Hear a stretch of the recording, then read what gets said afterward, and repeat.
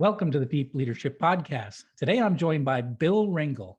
Bill is CEO of LearnWell and author of the upcoming book, Grow Business Now. He is a nationally known business growth strategy expert. He's also a CEO coach, speaker, author, and angel investor based out of Philadelphia. He is the host of the Top 50 Business podcast, My Quest for the Best. Now, this is a show for ambitious small business leaders, and he's had guests on like Mark Victor Hansen of the Chicken Soup for the Soul series, Barbara Corcoran of Shark Tank, and New York Times bestselling author Dan Pink. He's also had more than 350 other top published experts on his show. In fact, I was honored to be interviewed by him, and it'll be appearing on a future episode. But I'm excited to have him on the show to talk about the role of leaders in business growth. So, Bill, welcome to the show. It's a pleasure to be with you, John. It's great to have you, and it was fun being on your show. And I'm really glad that you were able to take the time to come and visit us, because I wanted to talk about the subject of business growth, because that seems to be an area where you have a lot of expertise. So maybe you start off by telling us a little bit about how did you get into the role of, or find yourself helping businesses with business growth? My background is varied. It was never a straight path to go from point A to point B. I didn't start in a small company and say, well, someday I'm going to be a manager, then a director, then a vice president, then a CEO. I always found myself in conversations with people and being able to offer insights. When I was a teacher, the headmaster and the business manager would always pull me into conversations and task me with special projects. When I worked in universities, I became someone who the president had on direct dial to be able to run ideas by and ask questions. When I worked at corporations, I worked for Apple. I was someone who I was pulled into meetings and asked to join teams that were outside my job description, because I found it very easy to talk to people and ask questions. It's not that I always knew the right answers, but I knew that when there was something that wasn't sufficiently being probed or asked, I would be the one to ask the question. I would blunder in, ask the questions, and it would result in something being better. I remember one time at Apple, I liked making up new names for things. And my area of responsibility was going nationally. I was international program manager for worldwide training at Apple. And I remember one time thinking that the server bundle that we were offering needed a better positioning statement. So I started asking people about what they were doing with it. I started asking customers, asked the internal product team. And I finally said to them one point, I said, you know what we need to do? We need to get this Apple Internet server system online. And then I looked at them and I thought, did you just hear what I said? And I said, we need to get our AISS online. And they started laughing because of the acronym. And that became very popular. We had it on t-shirts and buttons and hats, and customers thought it was funny too. It was just a funny little perspective that breaks through the clutter and leads to better results. And that's what I found myself doing, was as I was asked to do different venture capital presentations, I was able to assist the leaders in better positioning their companies. I was able to help them identify market niches where their technology might be more valuable, and as a result, get a higher valuation when they went through the process with their investors. So I always found myself drawn into those conversations. So finally I said, let me lean into it and look to help people more intentionally and directly that way. Well, that's interesting. So where do you think that came from? The ability to just sort of see the forest or the trees, maybe, or to be able to find those unique opportunities, if you will. See, I'm the worst person to ask that question to, because I think everyone can do it. I think that everyone naturally thinks this way. Well, that's fascinating. Now you've got a company, LearnWell. What are the type of companies that you work with? What are the things that you offer for services, and what's your unique value proposition to those clients? So we serve the private, small and mid-sized business market. And I tend to focus on high technology companies. They could be in internet publishing, they could be in software development, they could be services companies, or they could even be research companies that have a high degree of technology involved. And I could develop rapport with the senior management team pretty quickly and help them assess what steps are needed in order to mitigate disasters or take advantage of opportunities faster. I always look at the way that businesses are structured and see what's working and how we could take it up a level or two. So, for instance, you work with you studied with nuclear submarines, as I recall.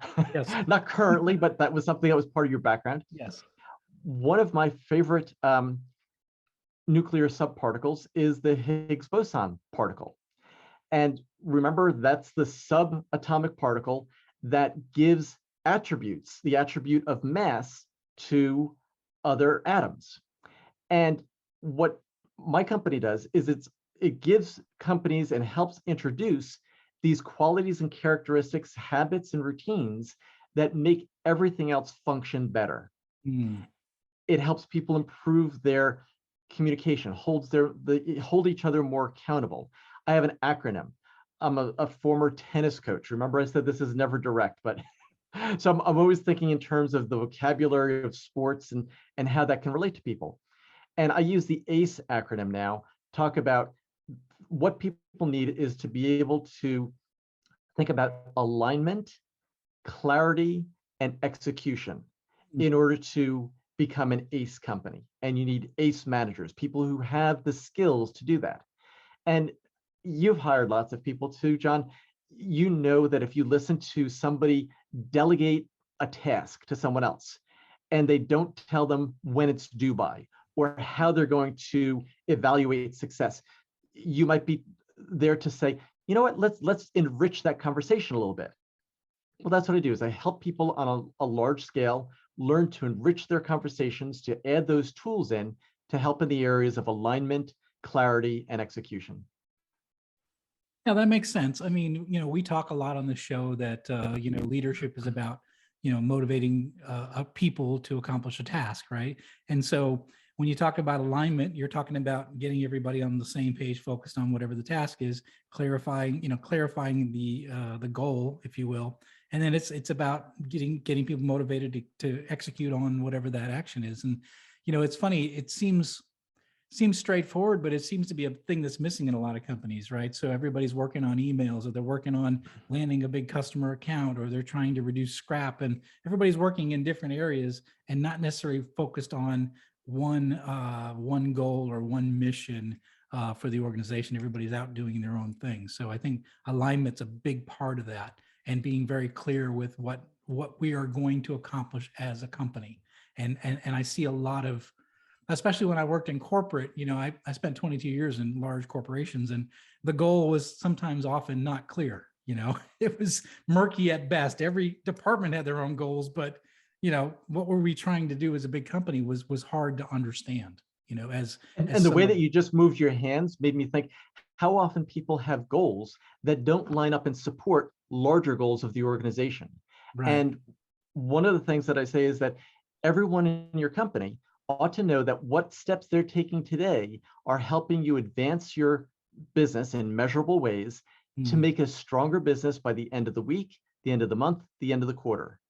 And if you can't answer that with clarity, then that's an area that we need to focus on until people can see that every action they take, whether they spend half an hour first thing in the morning reviewing what their top priorities are, or whether they let email dictate their priorities for the morning.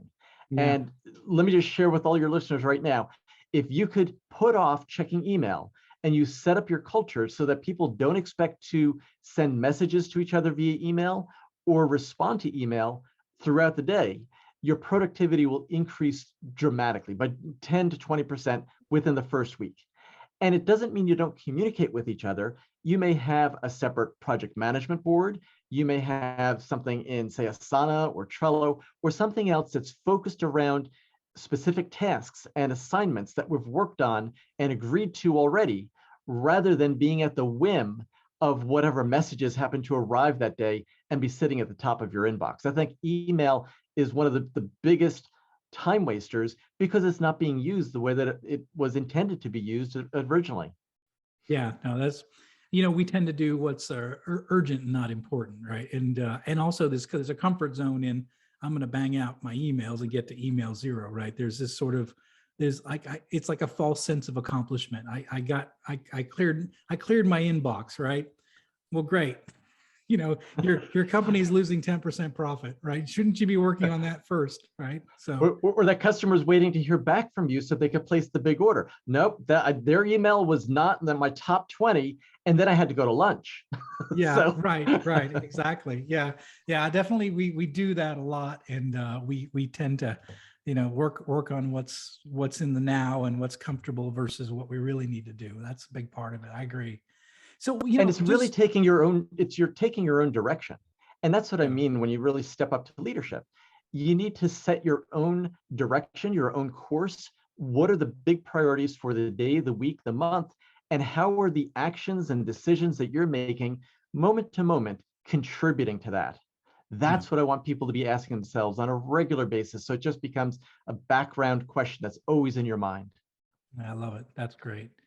You work with small businesses. You see the same statistics I see.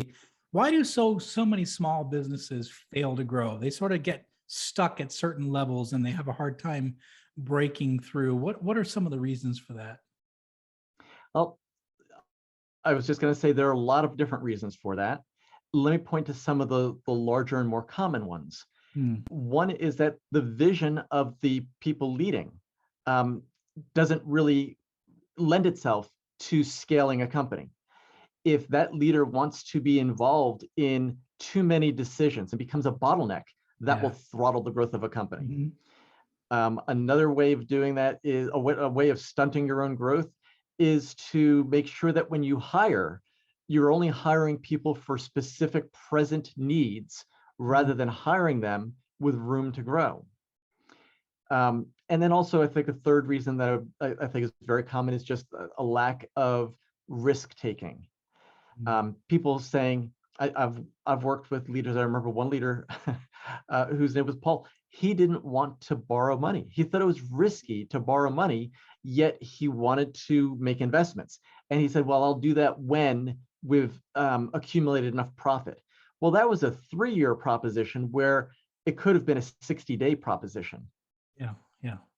Yeah. No, it's a big, you're right. Risk taking is a tough thing, especially when you're going all in. This is your business and you put a lot of personal money into it. You want it to be successful, and you're trying to make the best decisions. I know when I came from being 22 years working for other companies and making decisions with other people's money, it was a lot, I would say, easier than being a small business owner and making decisions with my own personal money. It suddenly became real, right? Because this is not some corporate bank account. This is my bank account, So things really do change. And so risk is, for those who are listening and thinking, I want to be an entrepreneur, great, do it. But just recognize that the risks are much more significant when you're all in with your own personal capital. So I've had businesses of my own for 25 years, and I've had side hustles even when I was working for other companies. The day it became really real for me was the day that I did not pay attention to collecting. I had, like $150,000 that was still in receivables, and we came to the end of the month, and I had to transfer money from my own savings to cover payroll. And that's a moment that I think everyone who's a founder and a business leader can remember very, very clearly. It's like, oh, I've done this is how it works. Yes, I have definitely done it. I've been there. It's just, like cash, just the cash flow timing, right? You're just like, well, wait, payroll's today and I'm still waiting for this big check to clear. And all right, well, it's coming from my personal account. And and I'm sure I remember too, stomping up and down and saying, why did they wait 60 days to pay? I don't get it. Right, exactly. Well, it's your fault. It's our fault for not paying attention to the numbers and the details. So one tip, business owners listening in, I have one person that's full-time just working on collecting cash. So she is a true asset to my business. So I encourage you to do the same. So make sure you're keeping track of those AR numbers. So That's great. So, one of the things I'm interested in, you're a growth expert, and this is a leadership podcast. So I kind of want to get back to a little bit of like, what is the leader's role in driving growth? You mentioned one that's really, really important. And I see this happen a lot where, especially with small business owners trying to get to that next level, is they try to control too much. And they, like you said, they throttle the decision-making down to them, and you can't move as fast. So everything slows down waiting for the owner or the boss to make the decision. So, but what are the other things that the leader needs to do to be able to grow their business? So I'm going to go back to another point that I mentioned, which is hiring people that bring more capabilities to the company than you initially need them for. You grow by hiring people that are brighter, smarter, and more energetic than the current people, so that the average of the group goes up with each hire. And I know that people listening to this now is saying, well, there's not a lot of talent out there, but we really needed a person in. And I encourage you to communicate the need through your job description with such a level of specificity and excitement about the opportunity that you need to take the risk of repelling people who would be adding to the number of candidates and attracting the person who says, oh, I want that responsibility. Let me take a little bit of a diversion to give some more context here. As a prep school teacher, where I was completely responsible for what I taught, so long as I would make it to the end of the book at the end of the year, I had complete autonomy in that class. I loved the responsibility of that. And it was one of the great preparations for being an entrepreneur. I actually came across a statistic that if you look at the previous careers of the most successful entrepreneurs, the most frequent previous career of a successful entrepreneur is that of a teacher. And that doesn't surprise me. The organization, the being able to relate to people, be able to get them to get the assignments done, those are a lot of skills that you work on as a teacher. Now, I've taught at high school level, college level, grad school, professional education, a lot of different levels, so I know how to speak to a lot of different audiences that way. When you're looking to grow, you've got to be able to model the same way that you think of it when you were a junior executive or a manager in another company. You and I were both in larger companies, and we would always be the ones looking to people in the room and say, they're the ones leading. I remember being in meetings at Apple, and I remember being at other meetings within universities and saying, those are the people who are leading, and I'm watching them. Guess what? We're the ones that our employees are watching today. And everything we do, how prepared we are when we show up for a meeting, how we start on time, all these little things are being observed and digested as part of our company culture. And we've got to be sure to take responsibility for that. One of the things that leaders do is we acknowledge that we are 100% responsible for everything in our environment.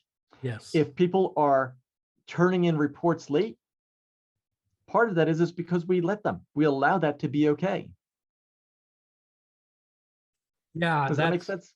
Yeah, no, 100%. I always say that, our maximum employee behavior is going to be what our minimum acceptable level of performance is. So if we say, well, late reports are okay, you're going to get late reports. It's going to be just part of the culture. It's going to be part of the way we do business. I think so. We signal what our priorities are based on our actions, not necessarily by the words we say.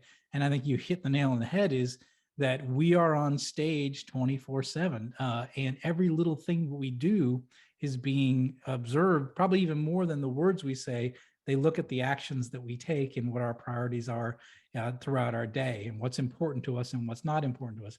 All that is signaling, the direction of the company, the direction of the boss. So, some people say, well, I don't want to be on stage. I don't want to people be watching me every move I make. Well, then don't go into leadership, because leadership is all about being on stage and being that person that everyone's looking at. So. Yeah. Now, wasn't this true just even a couple of years ago when we first started all meeting from work from home?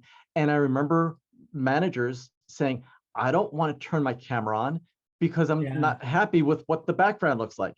And I said, what if you just turn the camera 90 degrees? They don't have to look into your living room, have it point to a wall. And they were like, oh my gosh, I could do that.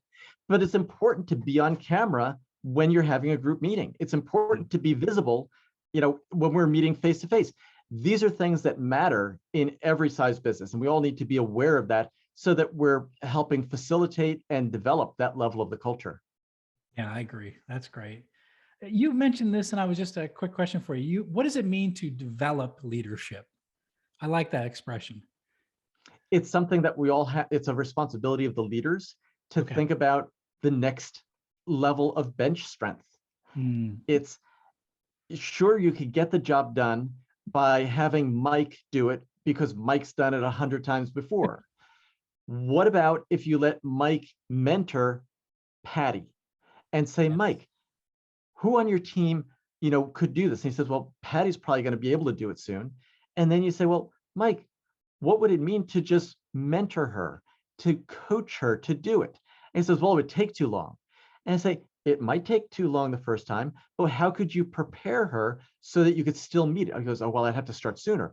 Oh, okay. And then you'd be able to take a vacation, wouldn't you, Mike? You always have to bring it back to what's the benefit. Because if you're indispensable in an organization, you never can get sick. You never can take a vacation. Yeah, that's critical. Absolutely. And I think you're right. And I think one of the things I saw, at least in corporate, is that we give our difficult tasks to our most senior people, and because we want it, we don't have any time for failure. We don't have any time for anything going wrong.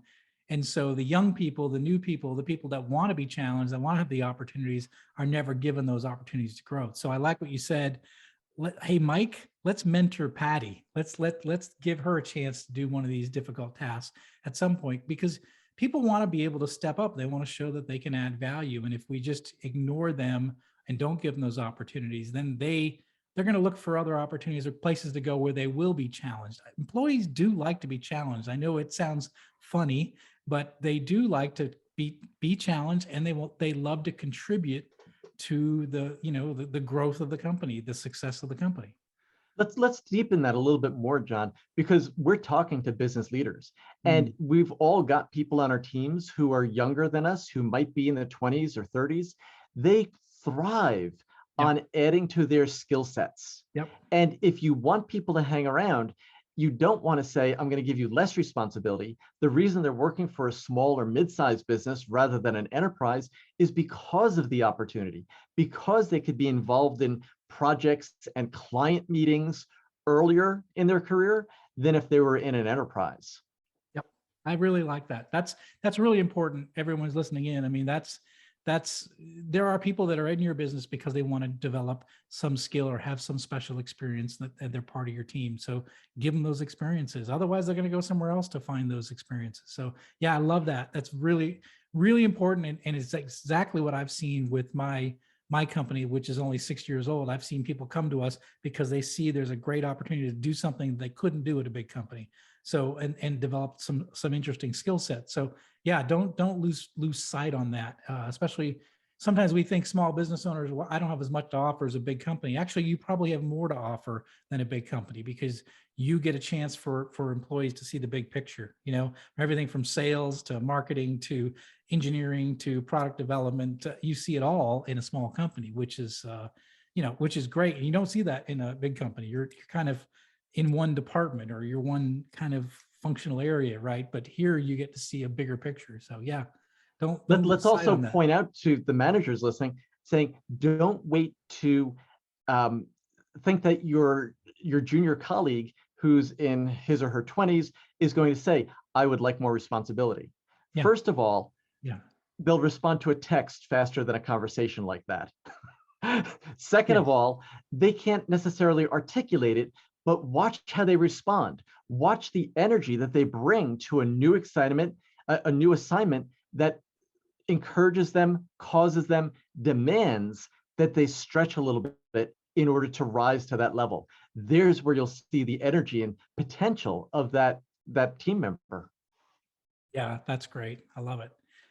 You have said that leaders need to develop a no excuses mindset. Now, what is that, and why is it so important? Well, we could sit around if the business is not going the way that we want and we're not having the sales that we want. We could find excuses to agree on, and just it's a hard market. People aren't answering the phone anymore. We don't have the networking opportunities we used to. And we could completely justify our lack of success in any area. Mm. However, when I come into conversations, I say, well, let's listen to that for a little bit. And now that it's on the table, let's put it aside and say, what if we took 100% responsibility for it? Yeah. And then they start to say, well, if we did that, then maybe we'd have to develop new ways of reaching prospective customers. And then I simply say, well, what would that look like? Well, we'd have to proactively call them. And I say, well, what would make that easier? Well, making a list in advance. I said, well, you could do that, couldn't you? Well, yeah, no one's ever put it to me like that before. And it's just helping people take responsibility to achieve the results that we've already agreed to, but without the blame, without the giving up responsibility. Because that's really what happens. Whenever we blame someone or we blame external circumstances, we're actually taking a piece of our power and handing it over. Oh, I really don't want to take responsibility for this, so I'm going to put the blame over there. Right. We really, once we start to take 100% responsibility as just a fundamental starting point, everything changes. Yes, I love it. You say that habits are important as well. So what are one or two key habits that you've seen? You've met with a lot of people on your podcast. You've worked with a lot of really interesting people. What are one or two key habits that high performers put in their day that they do on a regular basis that we could all learn from? So I would say that the one thing that stands out the most during the past couple of years are people who develop the habit of saying, I'm someone who could learn. I'm not just come in with a fixed skill set, but I can learn. It's the attitude of being open to learning. And Carol Dweck has talked about this extensively in being growth-minded versus closed-minded. That's one of the things that impresses upon me the most, is when somebody has the attitude of being able to grow and adapt to the circumstances. The other thing is that a lot of the habits, you don't want to look for the new and unusual in an area that's so well covered. Go back and read or reread the 7 Habits of Highly Effective People. Yeah. I make sure all my clients are very versatile and skilled and conversant in the 7 Habits of Highly Effective People by Stephen Covey. Not because he was amazing in writing these ideas or coming up with them. He wrote a great summary and added some great stories and put them into this framework that works really, really well. If you want to boost your company, start reading that and discuss a chapter a week in order to make sure people are really using it effectively.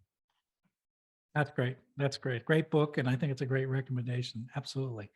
Isn't that funny? Everyone who I mentioned that title to, I've never, ever, ever had somebody say, oh, I didn't get a lot out of that book. It was always, no. That's a great book. Everyone remembers reading that book.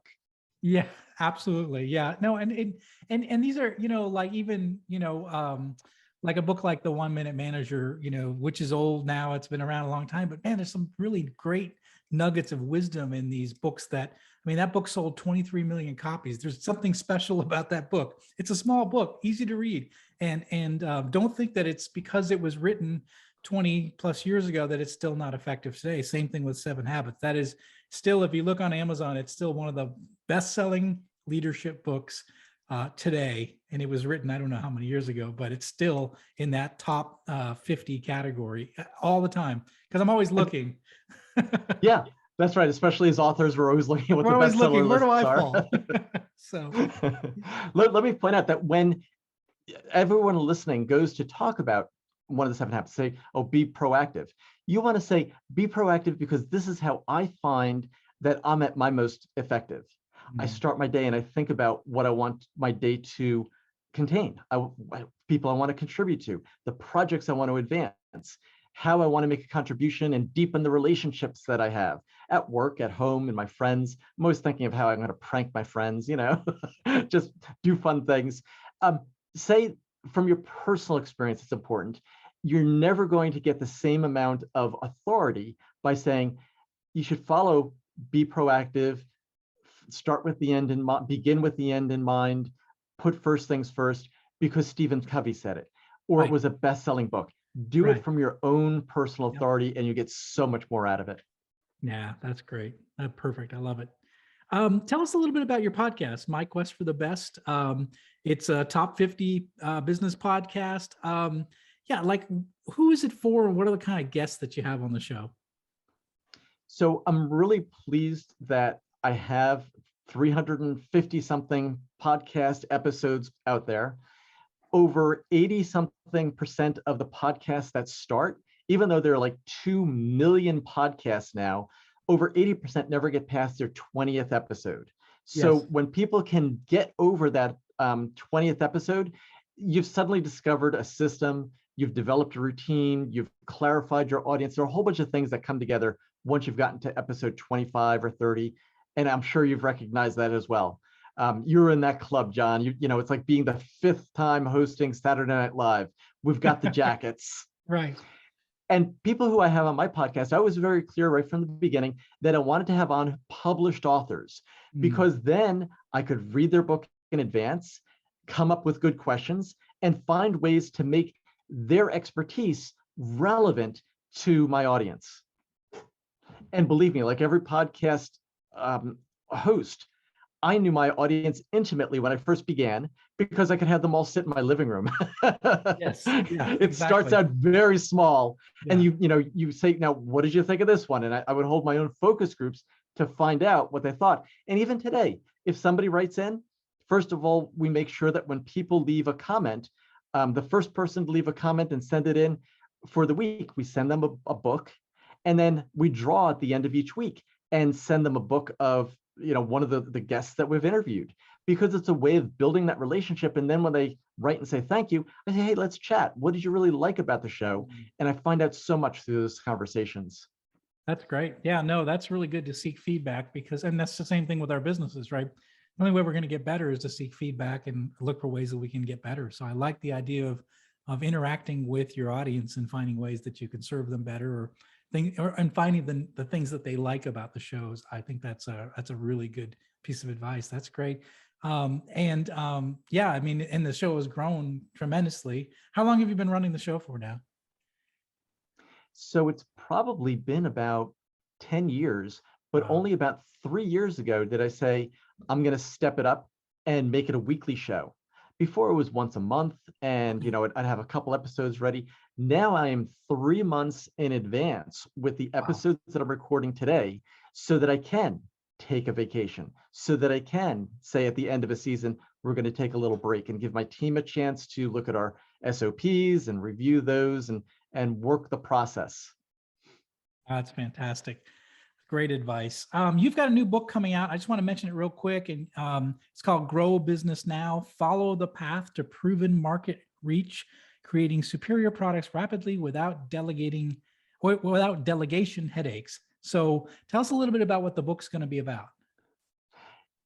Hopefully the subtitle says a lot about it: how to grow your market share, and how to do it profitably, and Mm, to do it without headaches. Because this is one of the things that business leaders, managers come to me all the time and say, Bill, they're not doing what I'm telling them to do.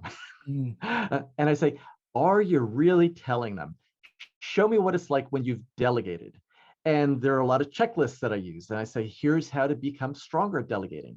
And I've developed a little quiz around it so that people realize people pretty much learn to delegate based upon our experience of our managers delegating to us and our bosses as we've grown up.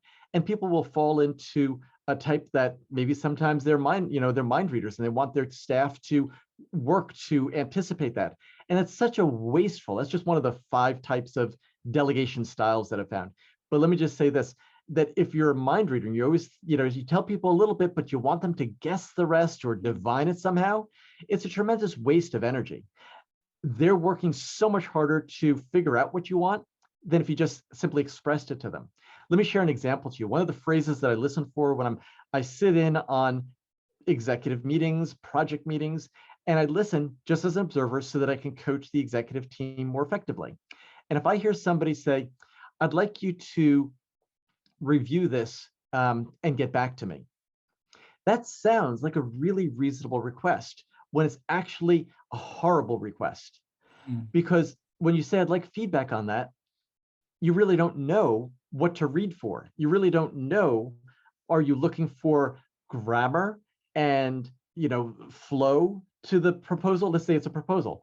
Or are you really looking for ways to expand it and to strengthen it? Are you looking for the fit? There are just so many questions that aren't answered by a simple request like that. And it happens over and over again in businesses, day in and day out. Yep. So I say to people, really be clear about what you're asking for and say to them, I want you to look at this for no more than an hour. And when we come back and meet about it, I want you to talk with me about whether you think this scenario works to solidify this point.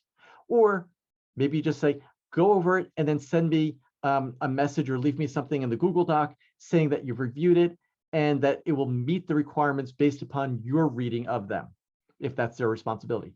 Be super, super clear and also specify, I don't want you spending any more than an hour on this or maybe 2 days to do the research and come back, but be really clear as to what it is you're asking someone to do, because you might have a young employee on there, someone not with a lot of experience, who's looking to impress you.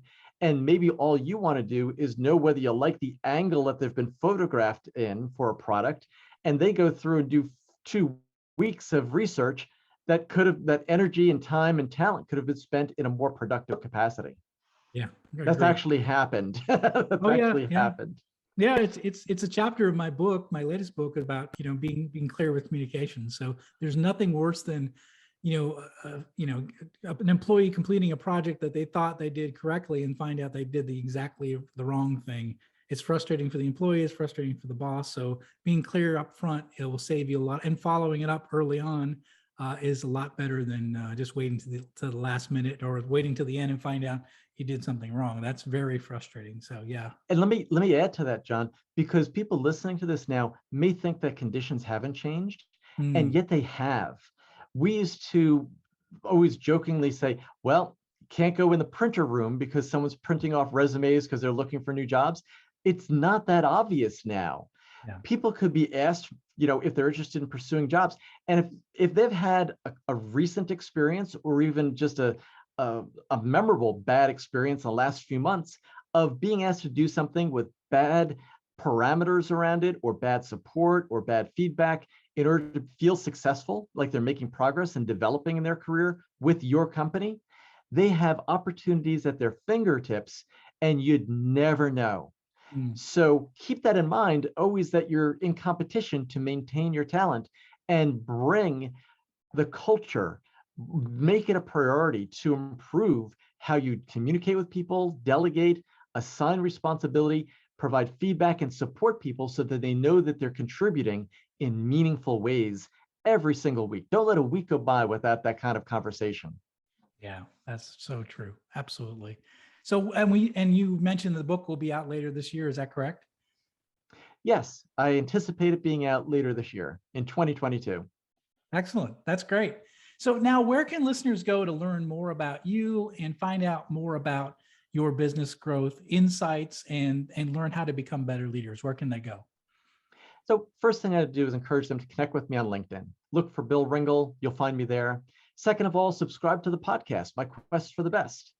It's the podcast for ambitious small business leaders, and there's so many great episodes there. If you have questions about which ones to listen to, let me know. I'd love to make a personal recommendation. And third, just for your listeners, John, I've set up a special page. If you go to growbusinessnow.com/deep leadership, include that in the show notes. Yep. We have a special page set up with tips about how to be a more effective leader. That's fantastic, and we'll put links in the show notes for those 3 resources. And yeah, I really highly encourage you to look up My Quest for the Best podcast. It's a great podcast, and we'll be talking about it a lot when my show gets aired. And so I really highly encourage you to look at these resources. I think that we've learned some really good things, and I really appreciate, Bill, you being on the show and sharing really a lot of insight towards business growth and really leadership. And I really appreciate you being on the show. It's part of all of our responsibilities, no matter what our title is in a business, John. And it's such a pleasure to talk with you because you bring your experience and perspective that gives it such a great fit for everyone listening. So thanks again for having me. Well, thank you. Thank you. Well, that's it for today. Thank you for listening to Deep Leadership. If you like this podcast, please subscribe and share so we can continue to build a world with better bosses. Until next time, this is John Rennie saying take care and lead well.